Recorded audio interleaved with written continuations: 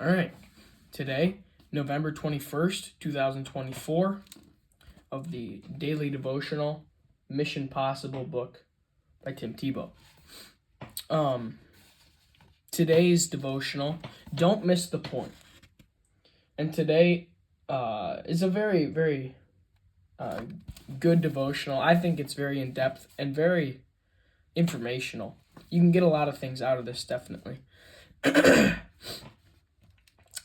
Don't miss the point of the Sabbath and what it actually is, the meaning behind it. But with that being said, let's get into the devotional. November 21st, 2024. Don't miss the point. Jesus said to them, "The Sabbath was made for man, and not man for the Sabbath." Mark chapter 2, verse 27. There was a man who was blind from birth. He would sit outside the temple and beg for money. One day Jesus walked by, and his disciples asked him why this man was blind. He declared that it was so the glory of God could be revealed. After Jesus spit on the ground to make mud, rubbed it on the man's eyes, and had him wash in the pool of Siloam, he could see. Everyone was amazed. Well, almost everyone. You can see this in John chapter 9, verses 1 through 3, and verses 6 through 7. The Pharisees had one issue about this healing. It was on the Sabbath, according to the Jewish tradition, to honor the fact that God himself rested on the seventh day of creation. Jews abstained from every kind of labor from sunset Friday to sunset Saturday. This included lifting, plowing, hunting, and tying knots. Even writing more than one letter on the Sabbath was forbidden. So when Jesus healed this man, the Pharisees considered it unlawful work. But they missed the point. In their attempt to honor and worship God, they began to worship man's rules. The point of biblical rest is to be attentive to God, to use the time to spiritually recover and be ready to go at it again. Whatever your rest looks like, be sensitive to the Lord and whatever he wants to show you. How do you best rest with the Lord to keep you moving forward in your mission?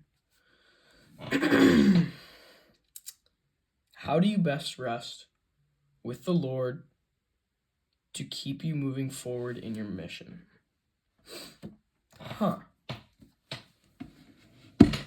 One thing that was my favorite way to almost like refresh my mission trip this last summer, in the mornings I'd get up and run a mile with my brother, and then I'd get ready, whatever, and before breakfast, before my church and the other churches would go to leave, we would sit outside when the sun was rising, and that it's also very good for your body. The first 5 minutes of the sun coming up is the best time for you to be outside. And that for me also, just sitting there, not on a phone, not doing anything, just looking around, just watching nature really, and just observing everything, not constantly thinking about something, but just observing and just looking at the creation that God made. That's just amazing. People would always feel like they have to be doing something nonstop. And for me, it's like, for the first, 13, 14 years, I was like, yeah, to be efficient, I need to be doing stuff all the time. But when you can sit back and just take everything in, it's almost like a really good reset. And then you start off feeling better for the day, but then you also have a better mindset, a better mentality for the day. So then you can also help other people maybe in their walks, or it'll help you in your walk immensely.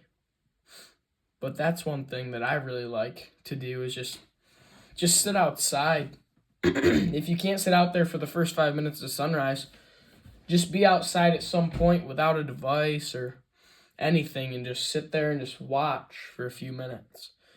I think that's a really really neat thing to do.